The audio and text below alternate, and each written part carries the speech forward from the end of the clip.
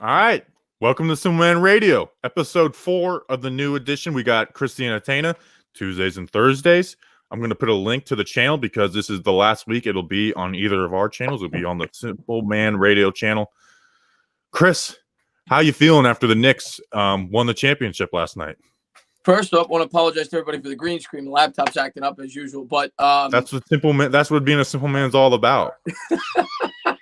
But I'm super, and you're gonna hear the dog barking, which is also being a simple man. Exactly. But no, I'm super excited about the Knicks last night, and I don't want to get too carried away. I don't want to get too ahead of myself because I know that's how New York's fans are. But in the moment, it's a game you don't expect to win, and obviously everything that's going on in the world, you're looking for something to pick you up and get your mind off of everything. And I got so into that game last night, man. I thought they were gonna get killed coming out because your Nets absolutely embarrassed them the night before when you guys beat them by 36. And I said to myself, oh, it's going to be payback. Knicks are going to get, they're going to get a reality check, and we haven't gotten it yet. The Jazz came out. They put us behind the 8 ball. We were down almost 20 points in the first quarter. And then the Knicks just kept fighting and fighting and fighting and fighting. And they came back, put, a great performance. Obviously, Julius Randle continues to do what he's been doing. Gotta love what you saw from Elfrid Payton. Austin Rivers hit a huge 3, had over 20 points, I think it was, off the bench. RJ Barrett finished strong. Looked sloppy at the beginning, but at least he finished strong. But overall, man, I just love the fight that this New York Knicks team has been coming out with. And I think it's a testament to Tom Thibodeau. Yeah, I think, we talked about the other day. I think Tom Thibodeau will get the most out of this team, this Knicks team this year. But we were talking about the Knicks the other day, and I was like, I don't hate the Knicks at all. But I did realize last night, I was like, oh man, if the Knicks actually got good, I would hate you guys because you guys were having them. Fun. It is fun. It is fun. That's the way I'll be with the Nets. Later in the playoffs or later in the season when they start clicking. But I did have a good time watching. I was watching Twitter last night because we were recording during the Knicks game.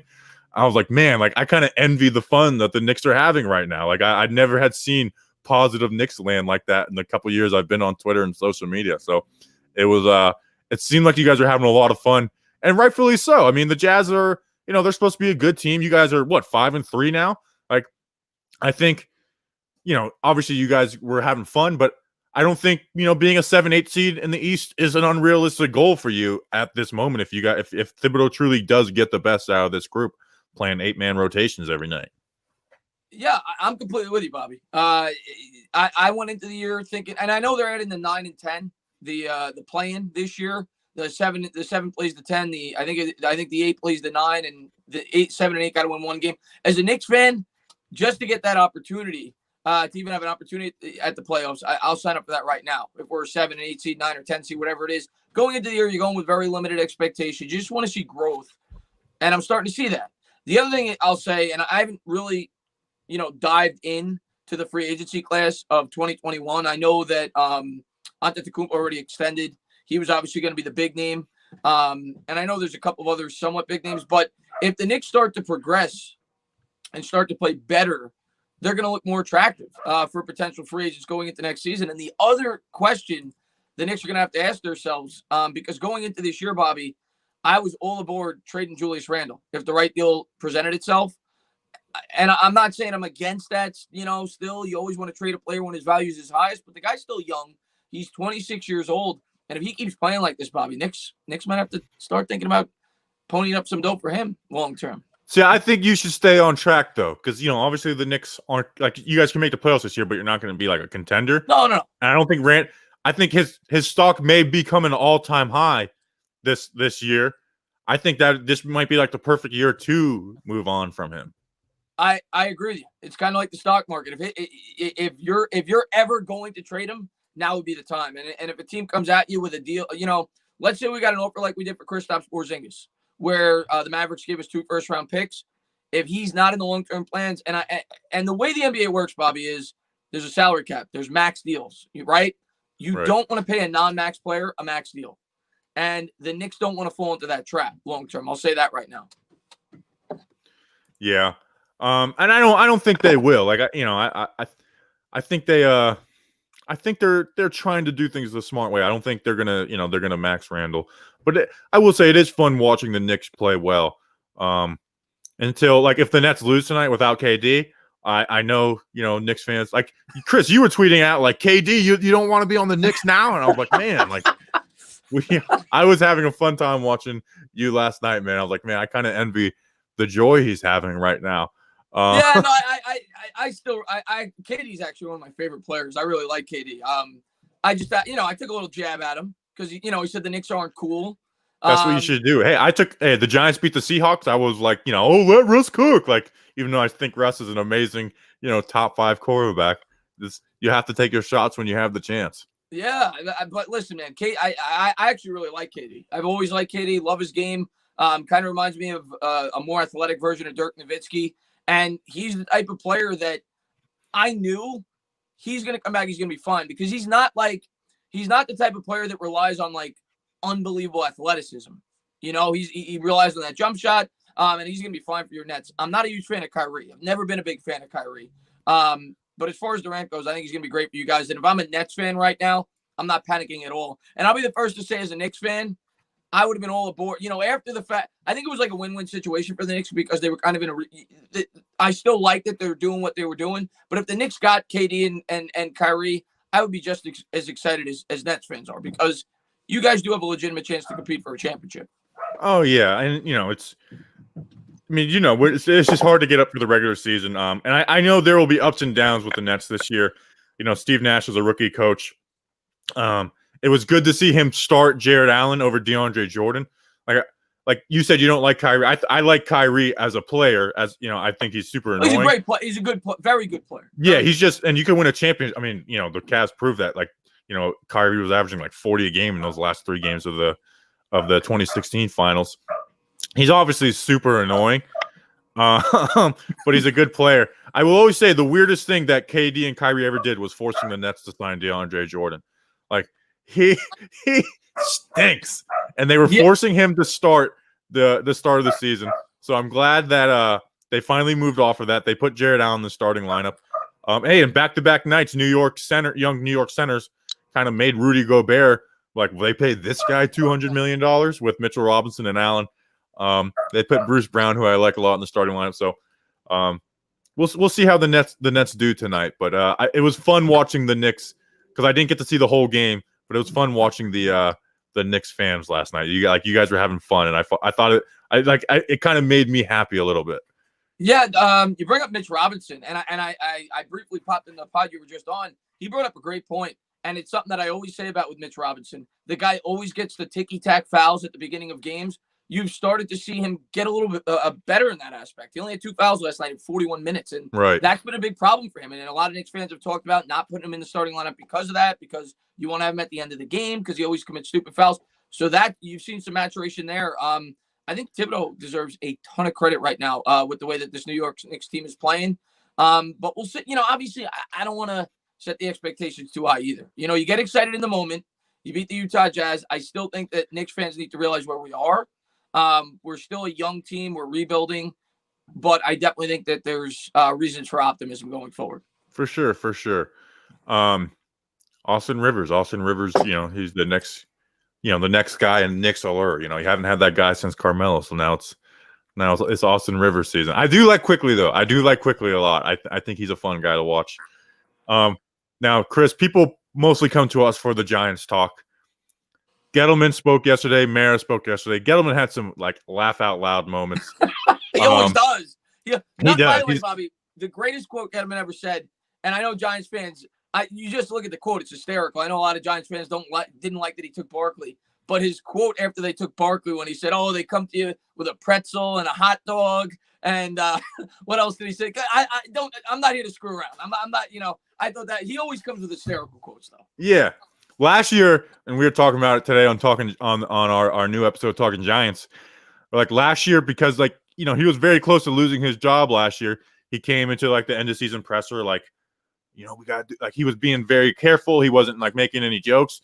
This year he was back. I mean, I have You're healthy as a hoss. Healthy as a hoss was good. he starts at A and gets to Z. Starts today and gets to Z. How you doing, kid? That was my favorite. How you doing, kid? He did that to Pat Leonard and then one other person. Which I like how he says, "Art, hey, how you doing, At?" And didn't he call Shane Lemieux, Sean Lemieux? And then a couple of years ago, didn't he call what's her name? Kim Jones? He called her like a doll or something like that.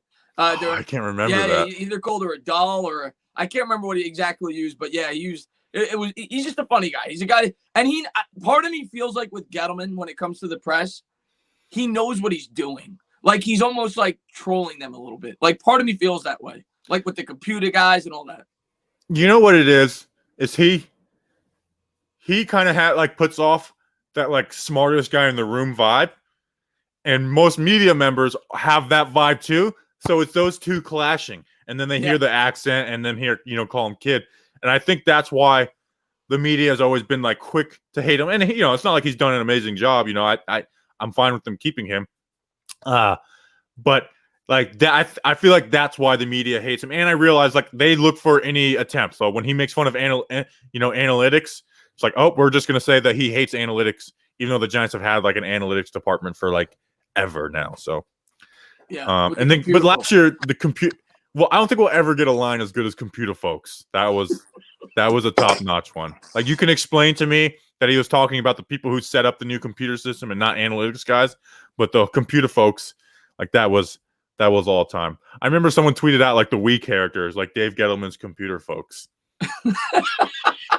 The main takeaways I took from yesterday, though, both from Mara and Gettleman, in terms of, not just talking hysterical quotes, he talked twice about bringing in playmakers. So to me, that tells me they're going to go out there. They're going to get Daniel Jones some wide receivers. The other thing, they admitted to their faults, and ownership didn't come out. And I don't know if Mara's telling the truth or not. We'll never know. Ownership's not going to raise their hand and say that we forced Eli on Dave Gettleman, but he came out and said that they absolutely did not do that. But both of them admitted their faults in 2018. They made the wrong decision. I think all Giants fans know that. I mean, at this point in time, you can't win and rebuild at the same time. It was an epic failure in 18.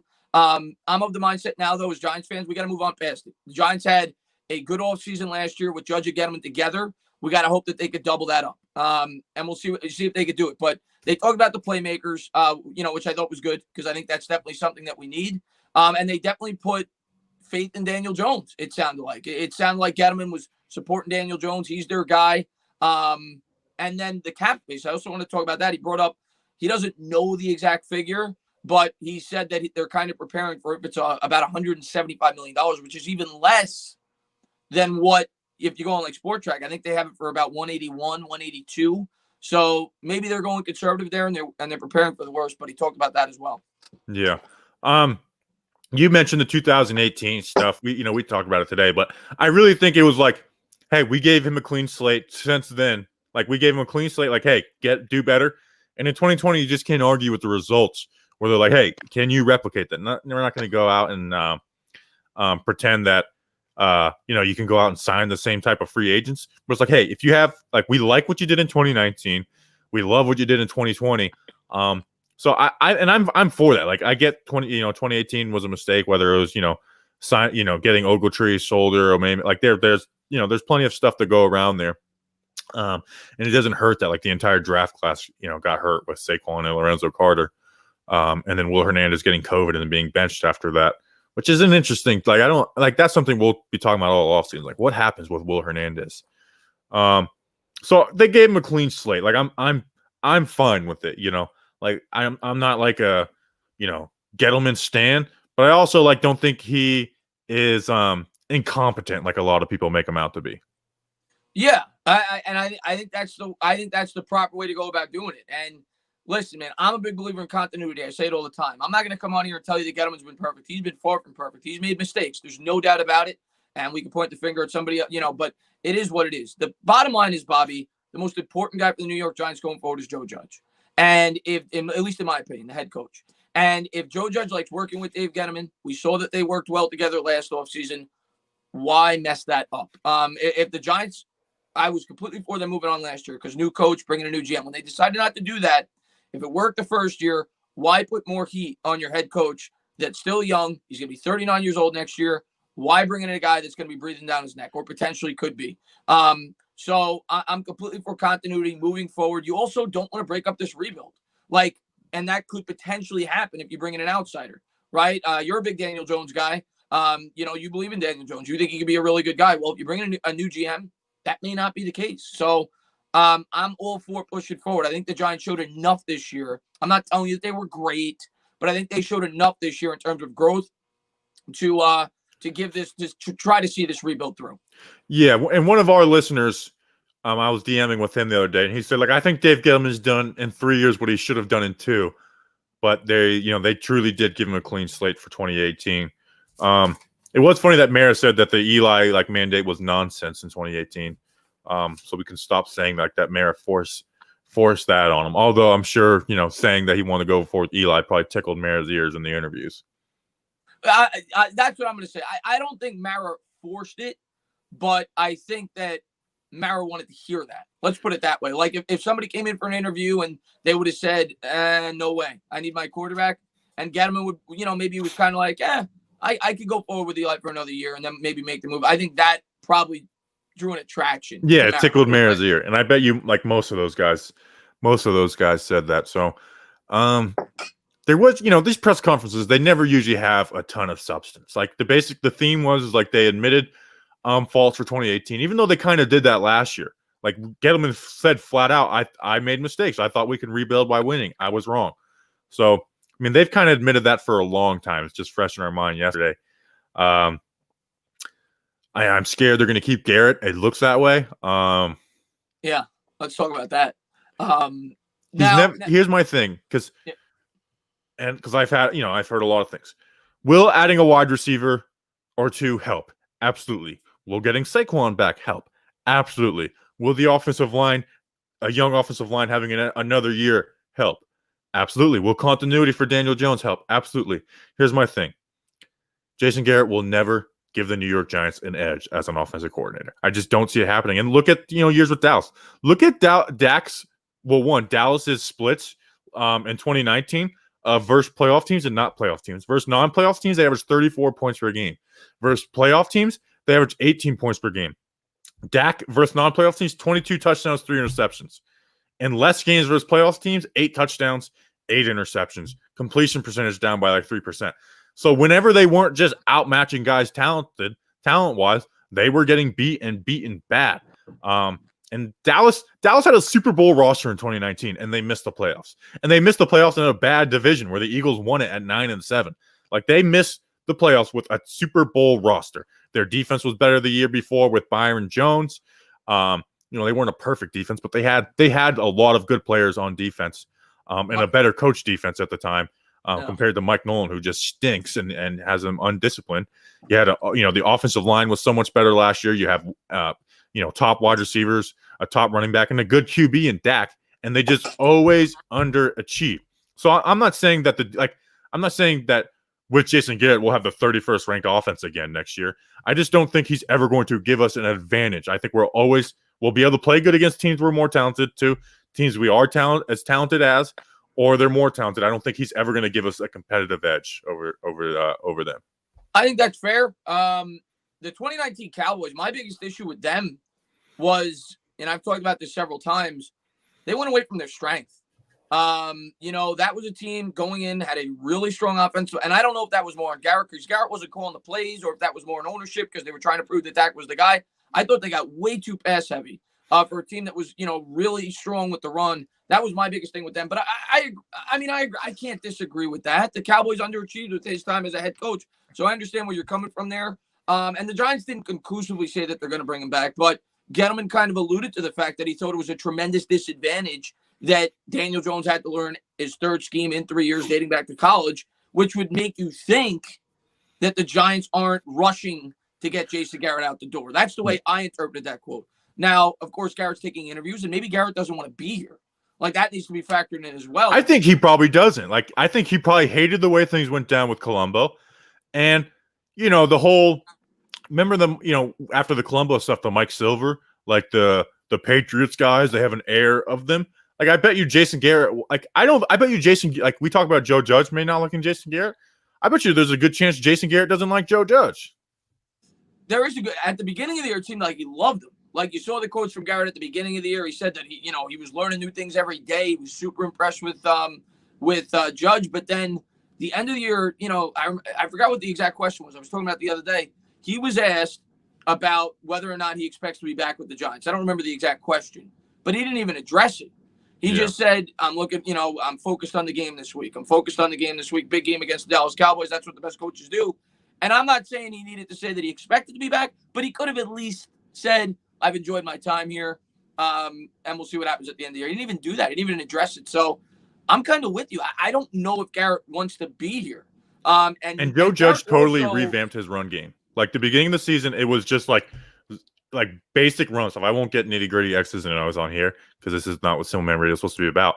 But like the way the run game changed to where you have Caden Smith coming across the line and guys pulling, I'm pretty confident that was Joe Judge changing the run game, like changing the run game. And I think that was a lot of what Judge and Colombo disagreed with was that.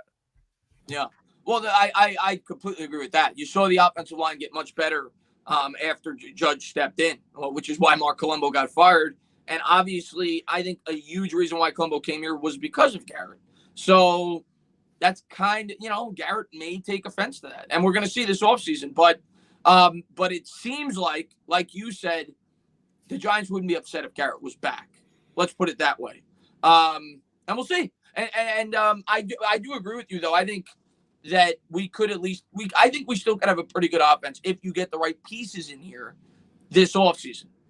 Even if Garrett is the OC, but I agree with you that he's not an upper echelon offensive coordinator. I think I can conclusively say that at this point. I do think there was limitations to the offense, which Garrett kind of talked about at the beginning of the year, which I agreed with, especially early on. But I don't think we saw enough growth as the year went along. I'll also agree with that. So we'll see. I just hope it works out. I honestly think there's legitimate arguments for both sides. I really do. I think there's legitimate arguments to bring Garrett back, and I think there's legitimate arguments to move on. I will totally fight the other legitimate side. But Nate Talk Sports says, he says, that brings up a good question. What is Simple Man really supposed to be? It's supposed to be just simple men talking about sports and life. And that brings us to a topic I forgot. What's the word of the day? Who are we harassing from the Simple Man Radio Twitter today? I know this makes Chris uncomfortable. Guys. Come on, give us a word of the day. Come on, let's go, chat.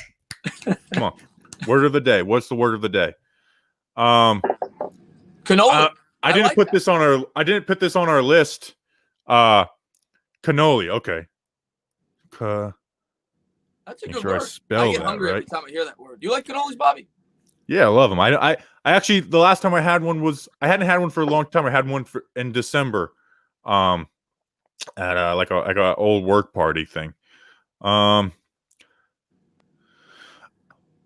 Let's see. Let's find a tweet to reply to. This wasn't put on the list, but did you see that Deshaun Watson might be looking to be traded? Me and Snacks talked about it yesterday. What do you think about this? Miami has the Texans first round pick. How about this?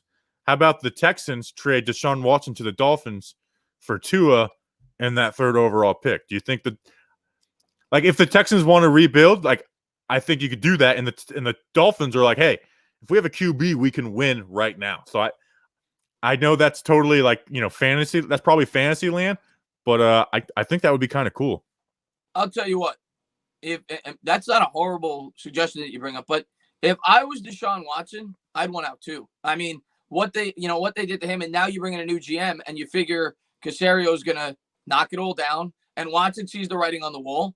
I don't blame him. But what's interesting, Bobby, I honestly, if you were Casario, let me ask you, if you were Casario, would you have taken that job? I don't know why he must have been desperate, because that is such a screwed up situation in Houston. It's like, it might be the worst job to take right now. Like, it is the worst. I think it's the worst job in a long time because of, like, they just don't have draft picks. Yeah. And like their QB, like, yes, they have the QB, but Deshaun Watson played really good this year and they won 4 games. Like, they are screwed. Like, I don't know how you want that situation unless they did tell you, hey, maybe, like, unless they told you, like, hey, I'll let you trade Deshaun Watson and totally rebuild this thing. That's the only way I could see it. But part of me is like, well, I don't know if you want to trade a guy who's really good. Those guys don't just come around, So like I would rather kind of hope that like, hey, we'll fix this over 3 years. It'll suck what we do to Deshaun Watson for the next 3 years. But in 3 years from now, we can rebuild this around a really good, a possibly top 5 QB in Deshaun Watson. That as good as Deshaun Watson is at this point in time, it may be best for them just to completely start over and just get draft capital, kind of do what the Dolphins did, just completely start, because they're a mess right now. And O'Brien did Watson no favors. He did the Texans no favors. They made a number of boneheaded decisions, and that'll be interesting to see. And when I look around the league for potential teams that he could go to, there's a lot of teams that are kind of in compete now mode. I don't know their cap situations that are going to need a quarterback. The Saints cap situation is horrible. So I don't think they're a possibility. But you look at the Colts, maybe. They've got a lot of cap space. You look at the Steelers. Obviously, Big Ben's getting up there in age. They're going to be picking back end of the draft.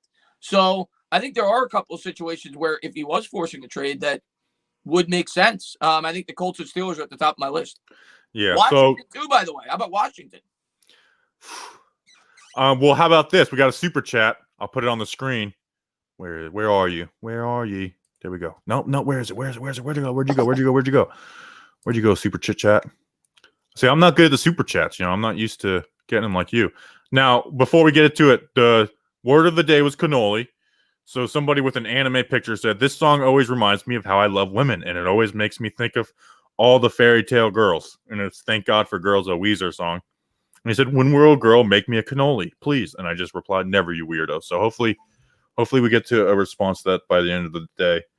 And I know this segment makes Chris uncomfortable, but that's what it's Not about. at all. Watson to the Giants. That's unrealistic. I don't see that happening. I would love it. Listen, here's my something. Because remember this happened with Russell Wilson a year ago, and people were like, oh, I'm sure. I like Daniel Jones. I believe in Daniel Jones. But guess what? I don't have to do with Deshaun Watson. Like him and believe in him. I know Deshaun Watson's a beast. And having that type of guy is huge. And now we have a defense that we believe in and can build on. So I would do that, and then maybe. Well, then you really can't add anybody in free agency because you're taking on Deshaun Watson cap, and you'd be giving up your draft. Yeah, you wouldn't be able to draft a wide receiver, so you would still have, you wouldn't have great wide receivers, but I would do that in hopes of hey, in a year or two, we can be a Super Bowl contender, and Watson probably makes you as a playoff team now. Yeah, I don't see it happening. It's not going to happen, but I would be open to it. Yeah, you have to trade 2 first-round picks. The only teams that it makes that I think it's feasible is for teams that have a lot of cap space, and the Giants aren't one of those teams. Washington, however, is. Washington can make a lot of sense. And if I was a Washington fan, I might entertain that. Last I checked, I remember you would entertain it. What is that? I said you would entertain. I would entertain it. Yes, but no. If I was Washington, I would consider that if it was actually possible. I don't see the Giants doing it. I think the Giants right now, their cap space is limited. I mean, it just is, and it's not their fault. They've actually handled the cap very well, but based off of where they were a couple of years ago. But because of the pandemic, it kind of ruined it. If they're gonna have 175 this year, last year we had 198. It was projected to be 210, 212. We would have had a lot of cap space this year, but because of everything, I just don't see it in the budget to even go out there and bring in a guy like that. So I just don't see it happening. What's great about these is fans trying to just throw our scraps for great players.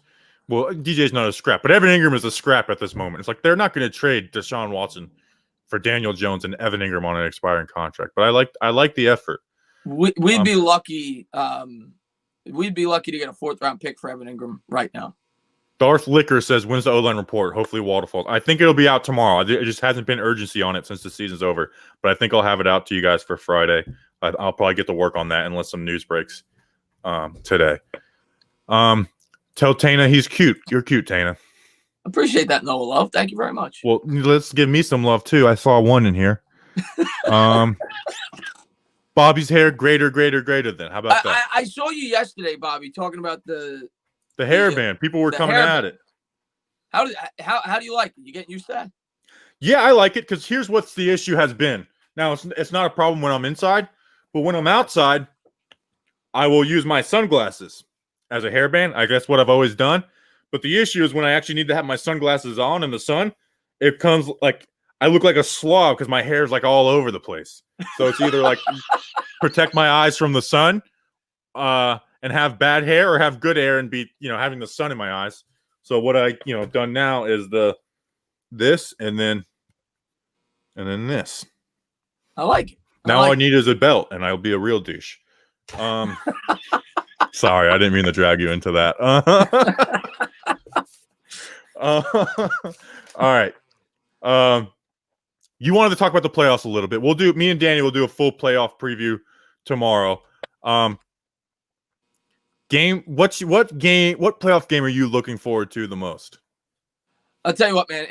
The AFC's got a lot of good games. It's going to be ultra competitive in the AFC. The NFC, I look around the NFC, I'm like, not a lot of juice there, right? No.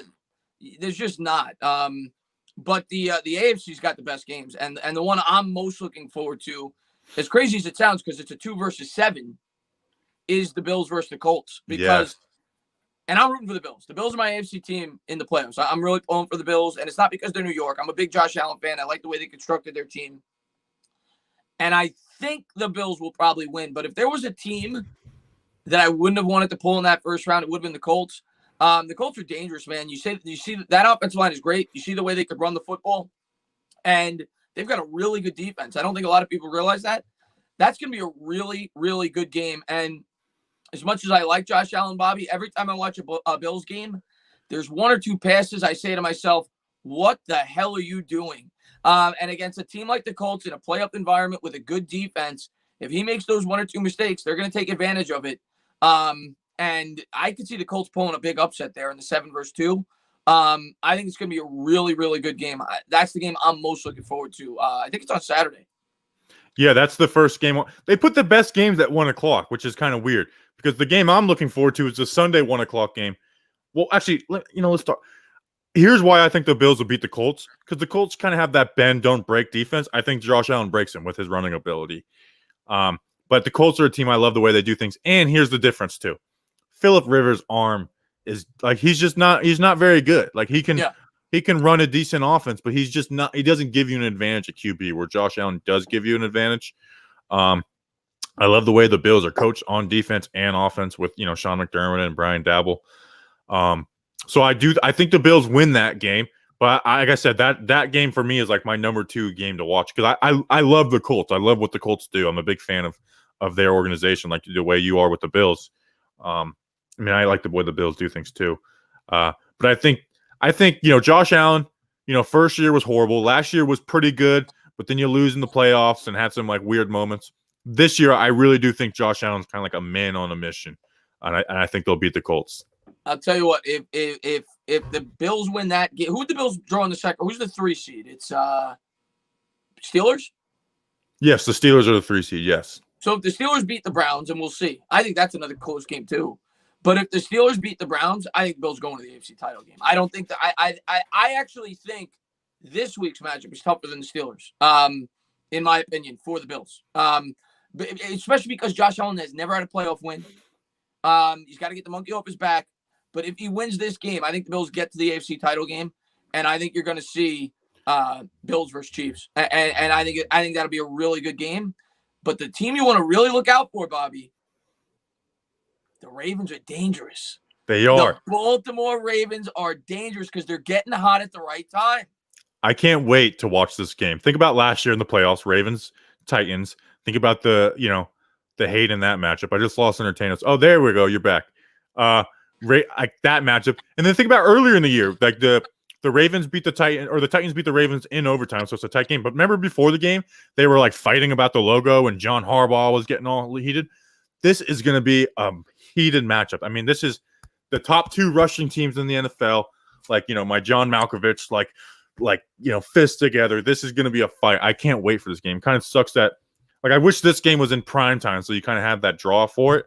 And it'd be the game to talk about at the end of the day. But I can't wait to watch these 2 teams, man. I like they are just strength for strength. Now, here's the thing. I think the Ravens are going to pull this out. I think Lamar gets the first playoff win. And think about this: Ravens offense really good, Titans offense really good, Ravens defense really good. Titans defense kind of stinks. The Titans defense, like, it's not a good defense. So I think that is the difference. I think the Ravens, John Harbaugh, they pull this out. Even though I'm not the huge, like, I actually think the Lamar playoff stuff is kind of real.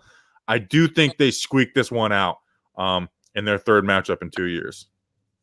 Yeah, I like you. I think those are the two that I'm completely with you. Those are the two best games this week. And I think you got two very evenly matched teams. I don't think a lot of people realize how good the Titans are. They're really good. They got tons of weapons on that offense. Their defense wasn't that good this year, though. And I worry about them being able to hold that Ravens running attack. And I think in the end, that's what will win them that game. I think it'll be really close. And I hope the Ravens win, because if there is one team that I think is best equipped to beat the Kansas City Chiefs, it's the Ravens. Because I think the way you beat the Chiefs, it's what the 49ers did last year. I think the 49ers gave you the blueprint. They just lost the game. But I say it all the time, Bobby, I don't think you could out Pat Mahomes. You got the most brilliant offensive coach there in Andy Reid. And if he's not the best quarterback, he's the second best. Either him or Rodgers, neck and neck. They got tons of weapons. You're not going to be able to get into a shootout and beat the Kansas City Chiefs. And there is no team better equipped to muddy it up with the ground attack that the Baltimore Ravens have than the Baltimore Ravens. And I think that's how you beat them, with a good defense and a really strong ground attack. Of course, if the Ravens fall behind, it's lights out. They have to get out to a lead. They have to be able to hold that lead. But that is the team that I think has the best chance to knock off the Kansas City Chiefs. See, I think the Titans, the Bills, and the Colts have a better chance versus the Ravens, because I think the Ravens' struggles to the Chiefs in the past are real, in that whole play from behind type of thing. And I just, but the do you Ravens' think that, defense, you just brought up Rivers. You really think Rivers could do it? I think they could run the ball like crazy against the Chiefs and like, you know, I know it's cliche, but actually control the clock against them. And their defense is that bend, don't break defense. So they're not going to, you know, the Chiefs aren't going to put up 21 points in 10 minutes against the Colts like they could against other teams. That's fair. And the Colts beat the Chiefs last year with Jacoby Brissett. It was, you know, so I think it's more, to me, it's more about the Colts defense than it is, and their run game, than it is Phillip Rivers. Like, I think they would win. They could win in spite. Now, I'm not picking them versus the Chiefs, but I think than the Ravens. Because I think the Ravens' struggles in the past versus the Chiefs are just kind of like, I think they're real, and I think the Chiefs are ready for anything the Ravens' defense can throw at them. Yeah, I am not picking the Ravens. Believe me, I'm picking the Chiefs. Chiefs are my Super Bowl pick. And I'm with, but a makeup like that, I think that's how you could beat the Chiefs. I think you have to be able to move the ball on the ground. And that's the Ravens, and that's the Colts, like you said, and the Titans. Yeah, good point with the Titans, obviously, with Derrick Henry. So I think that's how you have an opportunity to beat them. You're not going to beat them in a shootout. And in the NFC, I don't really see it. I don't know, man. I think the best chance to knock off the Chiefs is before the Super Bowl. It is. I could be wrong, but I don't really see anybody in the NFC that can beat the Chiefs. No. Maybe the Seahawks. I want to say the Packers, because they can run. I don't think the Packers will. Yeah, I think they could run the ball really well with Jones, and Rodgers is obviously really good, but I just think that Packers run defense is going to get exposed at some point in these playoffs, whether that's in the divisional round or the NFC title game. I just have a feeling they're going to get picked off before they even get the opportunity to get there, because their run defense is not good. Yeah. All right, let's finish off with picks. So Danny is 1-0. Snacks is 1-0. I'm 1-1, and you're 0-1. Picking against the Nets. How dare you? How dare you pick against the Nets? I got Blazers -10. I picked against the Blazers the other day, but Blazers -10 versus the Timberwolves. The Wolves are just so bad defensively. I feel like the Blazers are just going to blitz them all night, and they'll have, like, D'Angelo Russell has been kind of a nightmare for Minnesota a little bit to me. I think they're just going to blitz them all night and win that game. So I'm going Blazers -10. I'm going to go with the game that I was going to originally pick on Tuesday, and I don't know what the spread is now. It may have updated. It started at 6.5, and last I checked, it's 8. I didn't check this morning, but anything under 10, I'm going to go Bucks. I like it over Washington. I know when Vegas gives you a spread, and you know I don't bet, but bettors, some of my friends bet a lot on the games, and they always say when there's a spread that jumps out at you one way, there's a reason for it. But when I saw that spread, I said to myself, the way Washington looked against the Eagles, Alex Smith looks like he's playing on one foot, and the way the Bucs have played down the stretch, I can't see that game being that close. I mean, maybe Washington gets a backdoor cover, but the Bucs defenses look really good. They've got a ton of weapons on offense. I think the Bucs are going to win that game by at least 13, 14 points. I think they're gonna destroy them. It's at 8.5 right now. I'm right there with you. I think the Bucs are going to the Bucs will destroy Washington. Washington sucks. Alex Smith sucks. Chase Young is talking like he's Khalil Mack. He had 6.5 sacks this year. Relax. We watched our rookie left tackle dominate you. Like, Chase Young, shut up. The Bucs are gonna beat the crap out of them, and I'm gonna have so much fun watching it. Yeah, I'm going to call out of the playoff games. I'm not even going to bother with that game because I think it's going to be a blowout. And if I was a better man, I'd bet the house on that game. I completely disagree. I don't see it. I don't understand why the spread's as low as it is. It's in Tampa. Tampa's hot. Washington is It's in Washington. Oh, that's right. It's in Washington because they won the division. I don't care. I don't care. Doesn't matter to me. I think Tampa's going to win that game very comfortably. And as a matter of fact, I think Tampa's going to the Super Bowl. Whoa, I like that take. I may land on that. I haven't really went through it yet, but there's not a team in the NFC I just love. We were just talking about it. I don't think I feel like the Packers are just going to screw it up somehow. The Saints I don't believe in. In fact, Bears may be an upset pick. Check out the episode tomorrow. So Max Webster says, "What's good, gentlemen? We are not gentlemen. We are simple men on lunch." Had to stop and thank you for the donation, Max. Subscribe to the new channel. It's going to be only on there going forward after this week. Chris, thank you for coming on. We'll have you back on Tuesday, even though it seems like you're the busiest YouTuber in the world. We appreciate you guys. We'll be back tomorrow, me and Danny, picking these playoff games. Until then, stay simple.